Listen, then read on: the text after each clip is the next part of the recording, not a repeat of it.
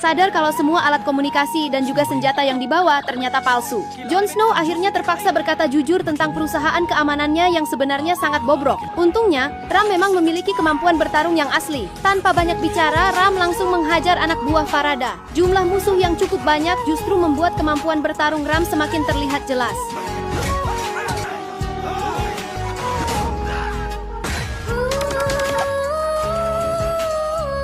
Farada sendiri tak berdaya menghadapi keperkasaannya. Secara diam-diam Ram membuat kesepakatan dengan Farada agar tidak membawa Nira pergi dari desa. Farada pun bersedia membayar 5 keror. Kehebatan Ram membuat Nira tidak lagi merasa takut dan memilih tetap tinggal di desa.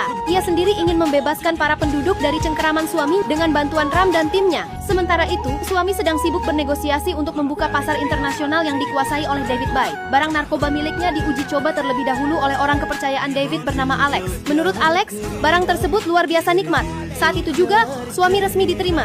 Ia menelepon David Bay, dan uang muka dalam jumlah besar langsung diberikan kepadanya. Tak lama kemudian, suami datang ke Rudrakonda. Sambutan Farada sama sekali tidak ia pedulikan. Ia juga hanya diam ketika diberitahu tentang keberadaan Nira. Farada menyembunyikan fakta bahwa pasukannya telah dikalahkan oleh Ram, dan berniat berkonsultasi dengan guru spiritual mereka, Premji, untuk langkah selanjutnya. Namun ternyata Premji telah dibunuh oleh suami sendiri, karena Premji menyarankan agar ia melepaskan putrinya, Pasudip alias Nira. Di sisi lain, Ram diajak Nira bertemu dengan para penduduk. Kebetulan saat itu ada seorang pejabat kolektor yang sedang berbicara dengan masyarakat. Sang kolektor selalu menanyakan masalah yang mereka hadapi, namun tak seorang pun berani berbicara. Nira akhirnya angkat suara dan berniat melaporkan kejahatan suami. Namun para penduduk memohon agar Nira tidak melakukannya, karena mereka yakin pejabat sekelas kolektor hanya datang untuk basa-basi. Bahkan Menteri Dalam Negeri saja dikenal sebagai teman dekat suami dan terlibat dalam bisnis narkoboy tersebut. Kolektor kemudian datang ke rumah suami dengan wajah menunduk layaknya seorang antek. Ram dan Nira bersembunyi di dalam bagasi mobil. Saat itu, kolektor muncul untuk melihat musuh utama mereka.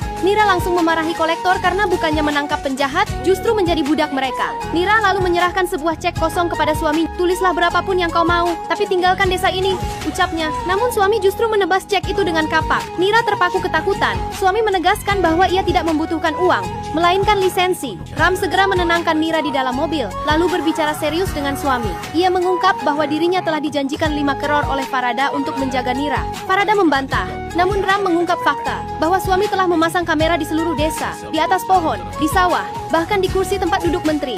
Ucapan Ram 100% benar. Suami telah melihat semuanya melalui layar ponselnya, termasuk saat Farada dihajar dan kesepakatan yang dibuat. Suami pun murka. Namun amarahnya mereda setelah menerima pesan dari jaringan narkoba internasional yang menyatakan bahwa ia resmi diterima dan harus mulai mempersiapkan pengiriman barang. Ia pun berniat memanen tanaman genjo di tanah Rudrakonda. Namun masalah besar muncul, ponselnya telah diretas. Pelakunya tentu saja Ram.